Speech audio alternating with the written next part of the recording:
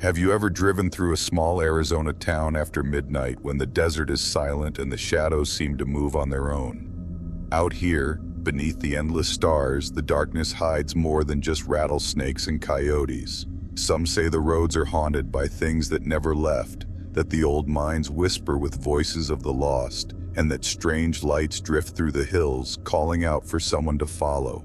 Tonight, I'll share 3 terrifying true stories from Arizona's forgotten corners.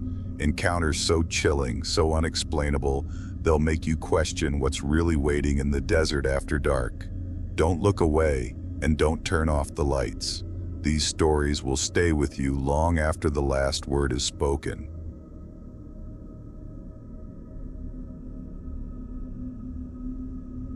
I never thought a simple drive through the Arizona desert would change my life forever. But that's exactly what happened one night, just outside the tiny town of Paulden, along the lonely stretch of Route 89. If you've ever driven that road at night, you know how empty and endless it feels. Just you, the blacktop, and the desert pressing in on all sides. But what happened to me out there? I still can't explain it, and I don't think I'll ever sleep right again. It was late September and I was heading back to Flagstaff after visiting my mom in Prescott. I'd left her place later than I meant to, and by the time I hit Paulden, it was already past midnight. The air was cool, the sky was clear, and the moon was just a sliver, barely enough to light up the scrubby landscape. My old Honda Civic rattled along, headlights cutting through the darkness, the radio playing some static-filled country station. I remember thinking how peaceful it all felt, how the world seemed to shrink down to just me and the road. But then, about 5 miles north of Paulden, I saw something strange. At first, I thought it was just a trick of the light, a shadow flickering at the edge of my high beams. But as I got closer, I realized it was a person standing right on the shoulder. They were facing away from me, motionless, their silhouette sharp against the pale sand. I slowed down, heart thumping, wondering if they needed help. Out here, you don't just leave someone stranded. I rolled down my window as I pulled up beside them. "Hey, you okay?" I called out. My voice sounded too loud in the stillness. The figure didn't move, didn't even flinch. I could see now it was a man, tall and thin, wearing what looked like an old-fashioned suit, something out of place for the desert. His hair was long and stringy, and his hands hung at his sides, fingers twitching ever so slightly. A cold shiver ran down my spine. Something about him felt wrong, like he didn't belong in this world. I tried again. "Do you need a ride? Are you hurt?" That's when he turned his head just a little, and I caught a glimpse of his face in the rearview mirror. His eyes were wide and empty, like 2 black holes, and his mouth was stretched into a grin that was all teeth and no warmth. I jerked back, panic rising in my chest. Suddenly, the man stepped off the shoulder and into the road right in front of my car. I slammed on the brakes, tires screeching, heart pounding so hard I thought it would burst. For a split second, he stood there, staring straight at me, that horrible grin never fading. Then, as if he was made of smoke, he vanished, just blinked out of existence. I sat there, shaking, trying to catch my breath. My headlights shone on nothing but empty asphalt. I told myself it was exhaustion, maybe a trick of the shadows, but deep down, I knew what I'd seen was real. I forced myself to keep driving, hands gripping the wheel so tight my knuckles ached. The radio had gone to static, and the only sound was the thump of my heart and the hum of the engine. I kept glancing in the rear view, half expecting to see that grinning face staring back at me. A few miles later, I saw another figure on the side of the road. This time, it was a woman, dressed in a long, tattered dress, her hair hanging over her face. She was standing perfectly still, just like the man before. I didn't slow down. I didn't even look at her. I just pressed the gas and sped past, praying she wouldn't turn to look at me. But as I passed, I heard a whisper, soft, almost lost in the wind. "Don't stop. Don't look back." My skin crawled. I kept my eyes fixed on the road ahead, refusing to check the mirrors. The desert felt alive, like it was watching me, waiting for me to make a mistake. The road seemed to stretch on forever. Every mile felt longer than the last. I started to see more figures, men, women, even children, standing along the shoulder, all facing away from the road. all perfectly still. Some were dressed in old-fashioned clothes, others in modern outfits, but they all had that same unnatural stillness, that same sense of wrongness. I was trapped in a nightmare, and there was no way out but forward. At one point, my headlights flickered, and for a split second, the road ahead was plunged into darkness. When the lights came back on, one of the figures was standing in the middle of the road, arms outstretched. I swerved, barely missing them, my car fishtailing on the loose gravel. I could hear laughter, high, cold, and echoing, coming from somewhere in the darkness. I didn't dare stop. I didn't dare look back. Finally, I saw the sign for Ash Fork, the next town up the highway. Relief flooded through me. I just had to make it a few more miles. But as I passed the sign, I realized something was wrong. The town was dark. No lights, no cars, nothing. It was as if the whole place had been abandoned. That's when I saw him again, the man in the suit, standing in the middle of the road, right at the entrance to town. This time he was facing me, arms at his sides, that terrible grin stretched even wider. I slammed on the brakes, heart hammering, and the car skidded to a stop just feet from him. He didn't move, didn't blink, just stared at me with those empty black eyes. I was frozen, unable to move, unable to breathe. The air in the car felt thick, suffocating. I could hear whispers all around me, voices overlapping, growing louder and louder until they were a deafening roar. And then, just as suddenly as it started, everything went silent. I sat there paralyzed, staring at the man in the suit. The silence was so complete it felt like the world had stopped spinning. My hands trembled on the steering wheel, sweat dripping down my forehead despite the cool desert air. I tried to convince myself to move, to do anything, but my body wouldn't listen. Then the man's head tilted just a fraction and his mouth opened wider, far wider than any human mouth should. It was like his jaw unhinged, stretching down until it was just a gaping black hole. I could see nothing inside, just endless darkness. The whispers started again, but now they were coming from inside my own head, slithering through my thoughts, cold and oily. "Come closer," they hissed. "Join us. You're almost home." I squeezed my eyes shut, desperate to block it all out. I slammed my fist against the steering wheel, trying to snap myself out of it. When I opened my eyes, the man was gone. The road ahead was empty, the town still dark and lifeless. I didn't wait. I floored the gas pedal, tires squealing as I shot past the spot where he'd stood. As I sped through Ash Fork, I realized the town wasn't just dark, it was wrong. The buildings looked faded, almost transparent, like old photographs left out in the sun.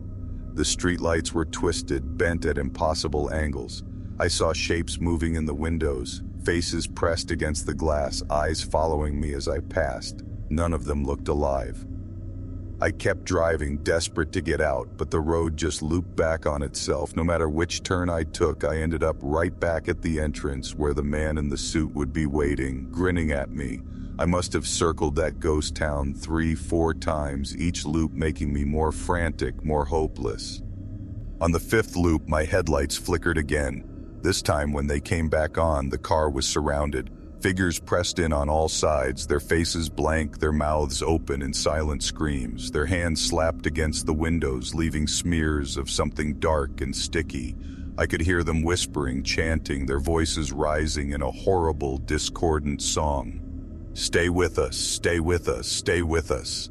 I screamed, slamming the car into reverse, tires spinning on the cracked pavement. I didn't care if I hit anything, I just needed to get away. The figures melted back into the shadows as I sped backward, the car bouncing over potholes and debris. I didn't stop until I was back on Route 89, the ghost town shrinking in my rearview mirror. But the nightmare wasn't over. As I drove north, the desert seemed to close in around me. The sky was darker than before, the stars blotted out by thick, rolling clouds. The air felt heavy, pressing down on me, making it hard to breathe. I kept seeing flashes of movement in the corners of my eyes, shadows darting between the saguaros, faces peering out from behind rocks. My phone was dead. The radio was nothing but static. I was completely alone. Or so I thought. About 10 miles outside of Ash Fork, I saw headlights in my rearview mirror. Relief washed over me. Another car finally. I slowed down, hoping to flag them down, maybe get some help. But as the car got closer, I realized something was off. The headlights were too bright, too white, almost blinding. And the car itself. It was old, ancient, like something out of the 1940s, its chrome gleaming in the unnatural light. The car pulled up alongside me, matching my speed. I glanced over and my blood ran cold. The driver was the man in the suit, his face twisted into that impossible grin. In the passenger seat was the woman in the tattered dress, her hair still covering her face. In the back seat, I saw the faces of the children I'd passed on the road, their eyes wide and empty. The man leaned out his window, his mouth moving, but I couldn't hear the words. All I could hear was that horrible whisper, echoing in my mind. "Come with us. It's your turn." I slammed on the brakes, letting the ghostly car surge ahead. It didn't slow down. It just kept going, eventually fading into the darkness. I sat there, shaking, tears streaming down my face. I didn't know what to do. I just wanted to go home. I forced myself to keep driving, refusing to stop for anything. The rest of the night passed in a blur of fear and exhaustion. I didn't see any more figures, didn't hear any more whispers, but the feeling of being watched never left me. When I finally reached Flagstaff, the sun was just starting to rise. The world looked normal again. Cars on the road, people going about their lives, but I knew I'd never be the same. For weeks after, I had nightmares, dreams of endless roads, ghost towns, and grinning shadows. Sometimes late at night, I'd catch a glimpse of a figure standing at the edge of my headlights, just watching, waiting. I tried to tell myself it was all in my head, just a trick of exhaustion and fear. But deep down, I know the truth. There's something out there on Route 89, something that waits in the darkness for lost travelers. And if you ever find yourself driving that road at night, whatever you do, don't stop, don't look back. And if you see a man in a suit grinning at you from the shadows, just keep driving. Because some roads in Arizona don't ever want to let you go.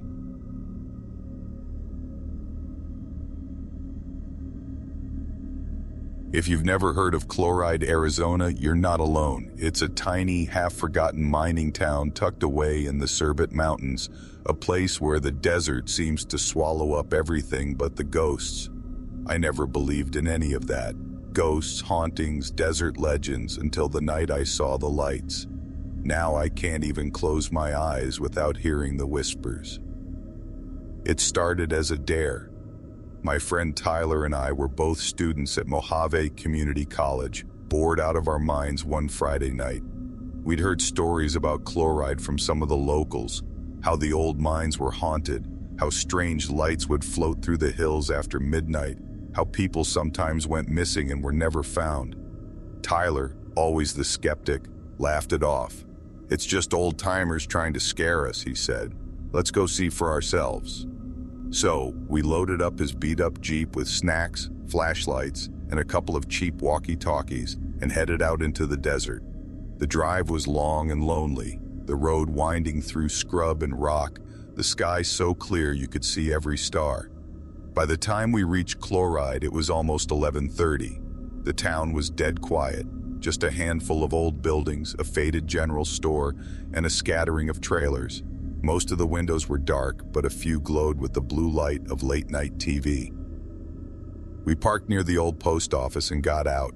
The air was cool, and the only sound was the crunch of gravel under our boots. Tyler grinned at me, trying to act tough. "Ready to go ghost hunting?" he whispered, his voice echoing off the empty buildings. We started walking toward the hills, following a narrow dirt path that led up to the abandoned mines. The moon was bright enough to see by, but the shadows seemed to move and shift as we walked. Every so often I'd hear a rustle in the brush or the distant yip of a coyote, and my nerves would jangle. Tyler kept cracking jokes, but I could tell he was getting spooked too.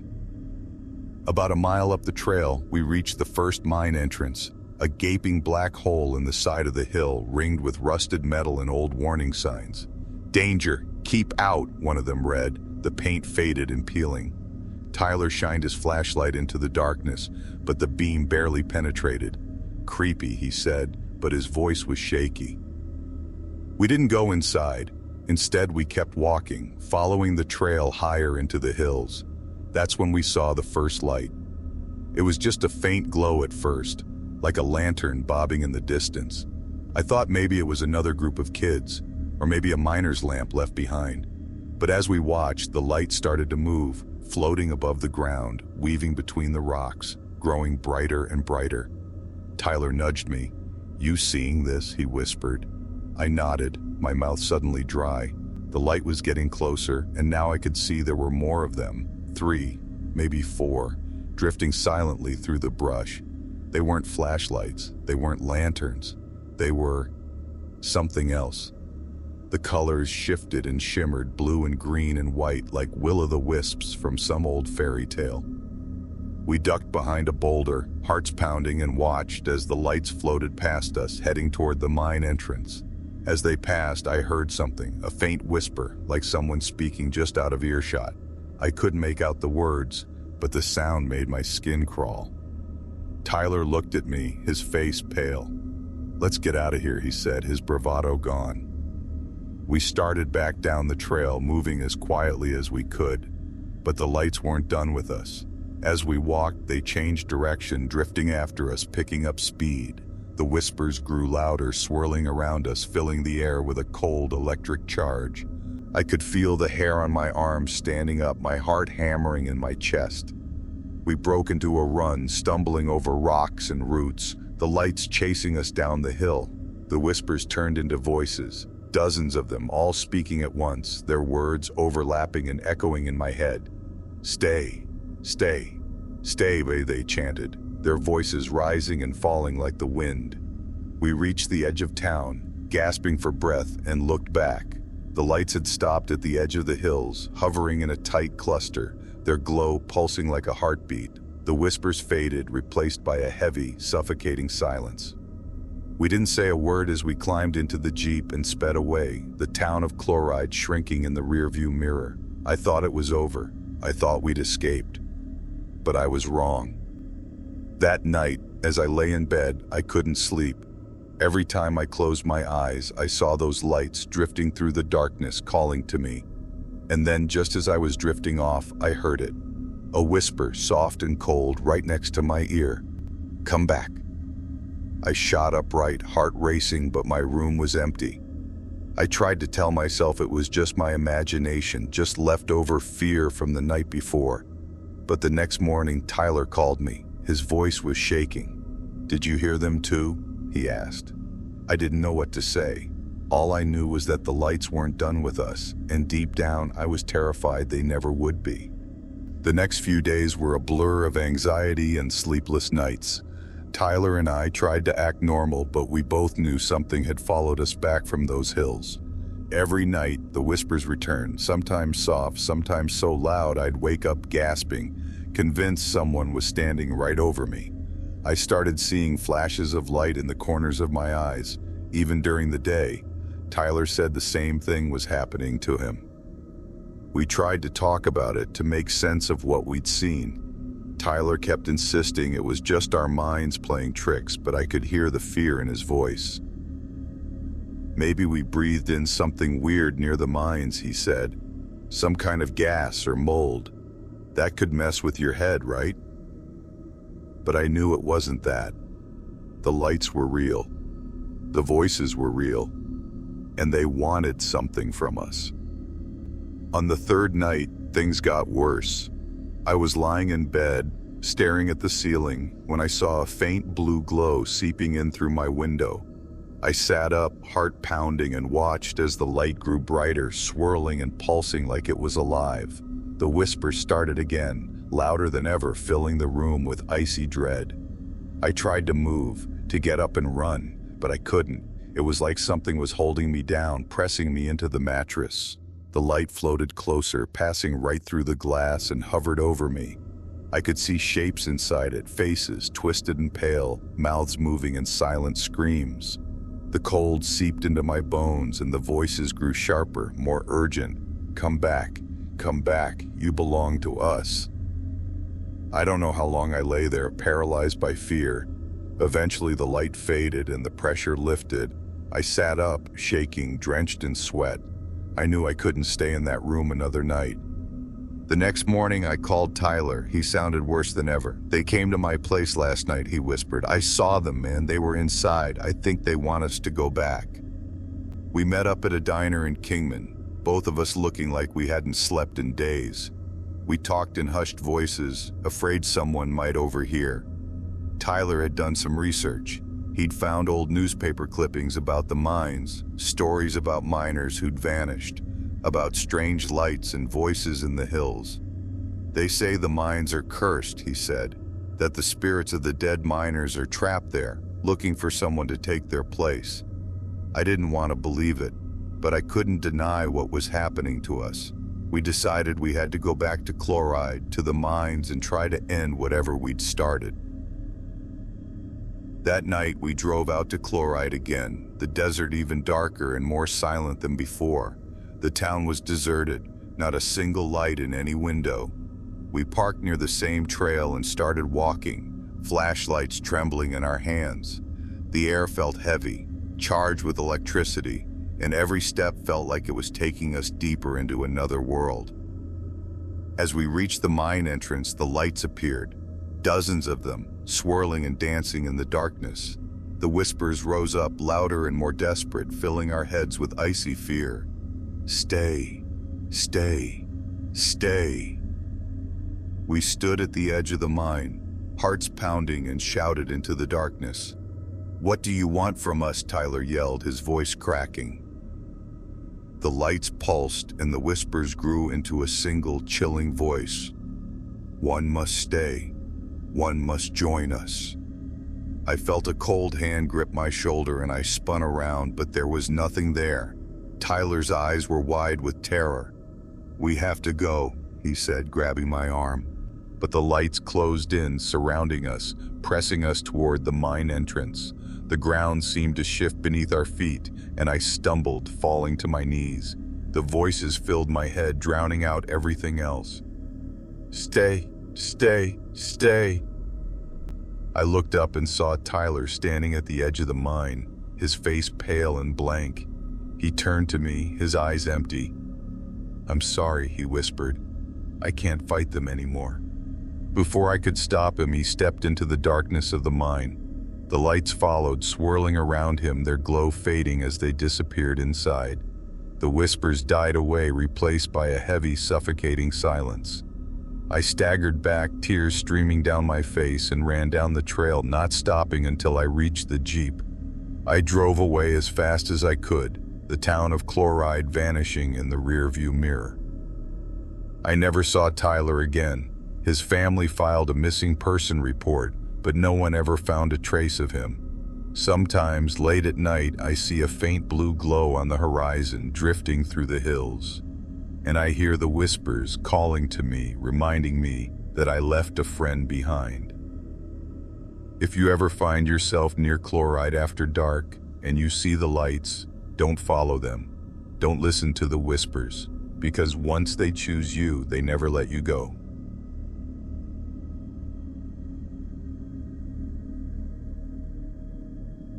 If you've ever driven through Superior, Arizona, you know it's the kind of place that feels stuck in time. Old mining shacks, rusted trucks, and the looming shadow of the copper mines that once made the town famous.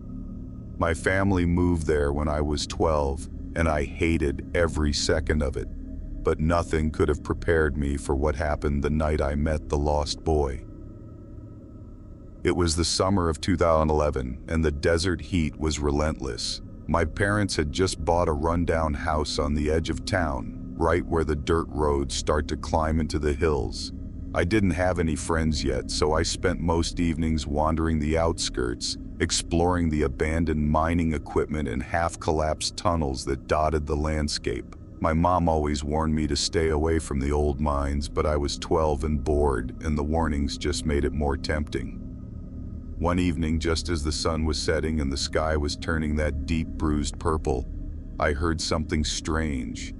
I was sitting on a boulder near the entrance to one of the oldest shafts, kicking at the dust, when I heard a voice, soft, almost like a song, coming from inside the mine. At first I thought it was the wind, but then I heard it again. It was a child's voice echoing up from the darkness. "Hello? Is someone there?" I called, my voice trembling a little. The singing stopped. For a moment there was only silence. Then a boy stepped out of the shadows.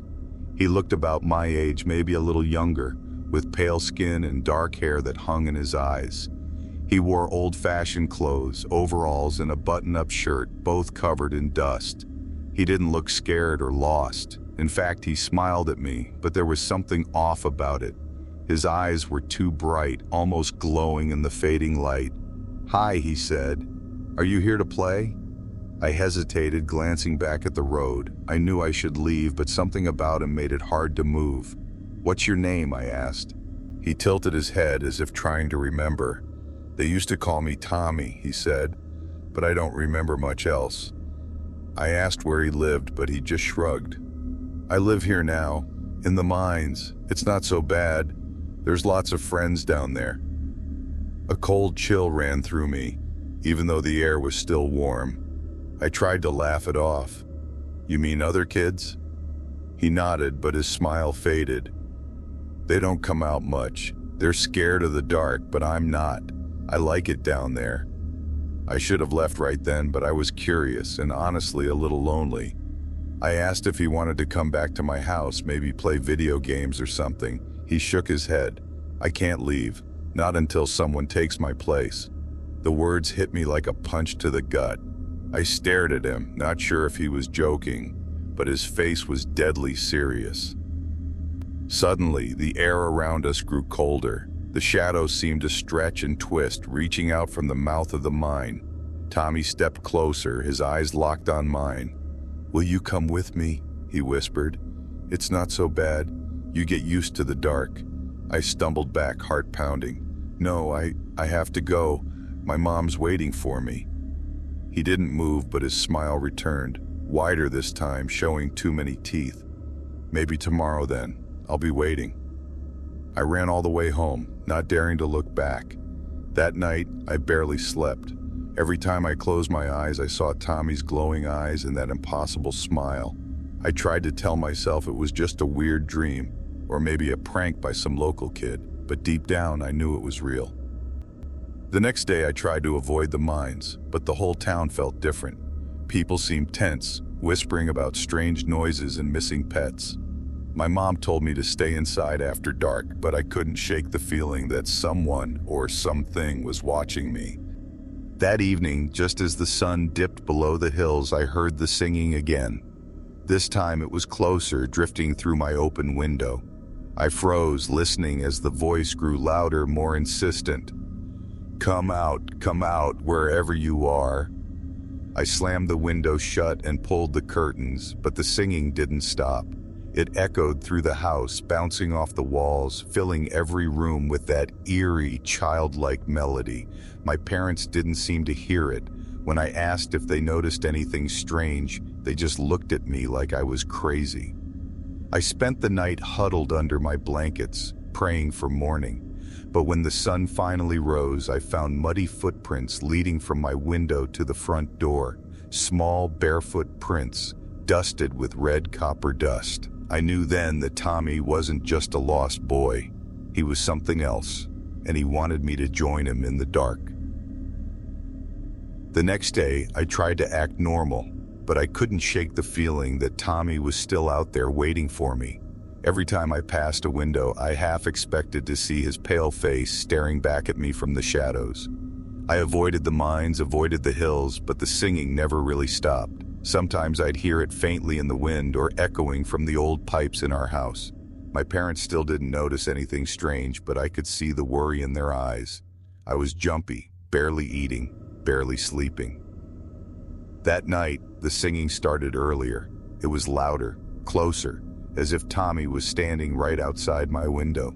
I pressed my hands over my ears, but the melody wormed its way into my head, growing sharper, more urgent.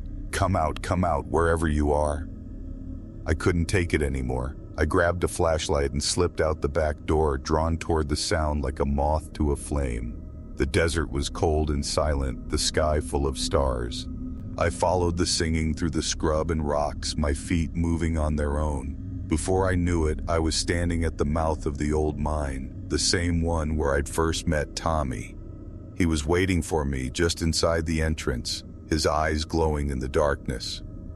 "You came," he whispered, his voice echoing off the stone walls.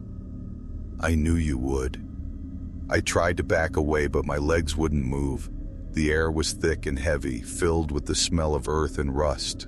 Tommy stepped closer, reaching out a hand. "It's not so bad down here," he said. "You get used to the dark. You get used to the voices." I shined my flashlight at him, but the beam seemed to bend around his body, swallowed by the shadows. Behind him, I saw other shapes, children, dozens of them, their faces pale and hollow, their eyes empty. They watched me in silence, their mouths moving in time with the song. "Why me?" I managed to choke out, my voice barely a whisper. Tommy's smile faded. "Someone always has to stay. That's the rule. The mines are hungry. They remember everyone who's ever been lost down here. If you come in, you can't leave, unless someone takes your place." I felt tears sting my eyes. "I don't want to stay, I just want to go home." He nodded almost sadly. "I didn't want to stay either, but I've been here a long time. I can't leave until someone else takes my place. Please, I'm so tired." The other children began to sing, their voices rising in a haunting, wordless melody. The sound wrapped around me, pulling me toward the darkness. I fought to break free, but the shadows clung to me, cold and sticky. Suddenly, I remembered something my grandmother used to say. "If you ever meet a spirit, don't accept anything they offer, and don't give them your name." I took a shaky breath and forced myself to speak. "I'm not staying, Tommy. I'm not taking your place." The singing faltered. Tommy's eyes widened, and for a moment, he looked almost human, just a scared, lonely kid. "Please," he whispered, "don't leave me here alone." I turned and ran, stumbling over rocks and roots, the children's voices chasing me through the tunnels. The darkness pressed in on all sides, but I kept moving, following the faint beam of my flashlight. I could feel the cold hands reaching for me, hear the desperate whispers in my ears. "Stay, stay, stay." I burst out of the mine, gasping for air, and didn't stop running until I reached my house. I locked the doors and windows, pulled the curtains tight, and crawled into bed, shaking with fear and relief. The singing faded, replaced by the normal sounds of the desert night. The next morning, I found a single muddy footprint on my windowsill, smaller than my own, dusted with red copper dust.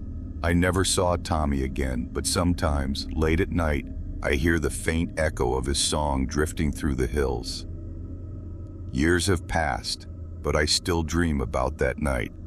I still see those hollow-eyed children, still feel the cold grip of the mines. I left Superior as soon as I could, but I know the lost boy is still out there, waiting for someone to take his place.